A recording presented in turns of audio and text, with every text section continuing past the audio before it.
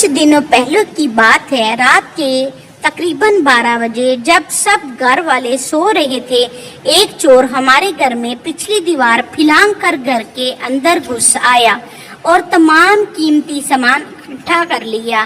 وہ دیوار پھلانگنے ہی لگا تھا کہ آہٹ سے میرے والد کی آنکھ کھل گئی۔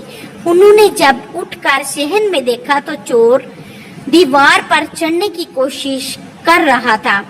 میرے ابو نے چور کو مارنا شروع کر دیا۔ ابھی تھوڑی ہی مار کھائی تھی کہ چور نے سچ اگلنا شروع کر دیا کہ وہ کوئی پیشہ ور چور نہیں، اس کی والدہ کی طبیعت خراب ہے اور اس کے پاس ان کی دوا خریدنے کے پیسے نہیں، یہ سب دوا خریدنے کے لیے اس نے کیا ہے۔ میرے والد کو بہت دکھ ہوا، انہوں نے چور کو معاف کر دیا، اسے کچھ رقم دی تاکہ وہ اپنی والدہ کا علاج کرا سکے، اور چور کو نصیحت کی کبھی چوری جیسا جرم نہ کرنا بلکہ محنت کر کے رزق حلال کمانا۔